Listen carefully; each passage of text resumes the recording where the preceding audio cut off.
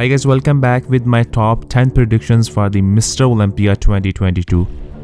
So first of all, I just want to clarify that these are predictions according to what I think judges are going to choose top 10. This is not what I would like to see in the top 10 for this year. And lastly, it's my personal opinion. Please do not be offended if you disagree with any of my predictions. It's such a tough lineup this year, so these predictions obviously will not be fully accurate.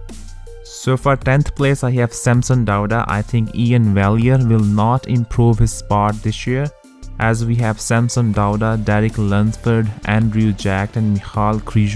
They have way better structure, shape and aesthetics, so I think Ian Valier will surely perform very well and he will be fighting to be mixed in the top 10, but I do not see him improving his spot in this extremely tough lineup. And I can be wrong, but that's how I see Samson Dauda taking 10th place. I think Samson will be significantly improved from his Boston Pro performance. He has put on much size this year and his conditioning will be top notch as he's working with coach Milos Sarchev, so I have him at 10th place.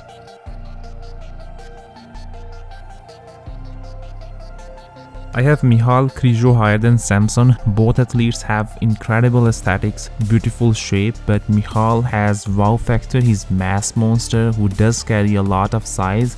Yes, his back is not so strong, but also Samson does not have really wider strong back. So if Michal improves his conditioning, which I believe he will, so we can expect he will crack top 10.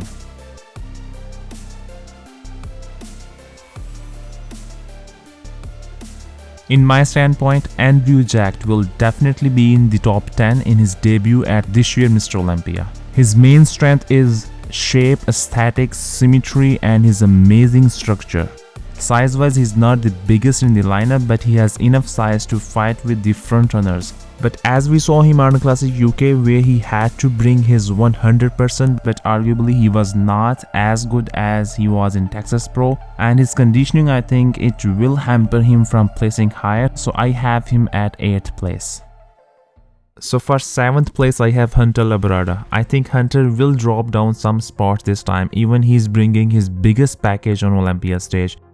As last year, judges found him very competitive and obviously he is very complete bodybuilder, and this year he has improved his back a lot, so he will be very competitive again, but his conditioning I think will not be sharp enough to crack top 5 this year. I see Derek in 6th place. He's bringing size, he has aesthetics, shape with small tiny waist, and he is very strong in back shots, which I think it will be very difficult to beat him by many Olympians. But by far we have not seen Derek competing with 15 to 20 pounds heavier package. As we know, he had tough time nailing his conditioning in 212 division, but I think he will be extremely impressive. He's very young, 29 years old, like he has 10 years at least to compete in Olympia, so I think judges will definitely reward him with better placing. I have William Bonac at 5th place. I think Bonac will be at lower place than Brandon. Why? Because Bonac was significantly improved in Arnold Classic Ohio this year, and Brandon arguably was not in his best shape, even relatively he was smaller. But still judges had Brandon winning, so I don't think Bonac will have higher spot than 2019 Mr. Olympia winner Brandon, but I personally would like to see Bonac beating Brandon Curry this time. I don't think anyone had him second at the Arnold Classic. Let's be real. Yeah, I don't think anyone besides Brandon and Brandon's camp had him second. He was definitely first. He definitely won that show. Yes, Bonac does not have the best V-taper, but his dense, thick and mature physique cannot be disregarded. I think he will be in first call out and he will potentially crack top 6. He's bringing a relatively heavier physique around 240 pounds and he is one of the most improved contestants in this year lineup.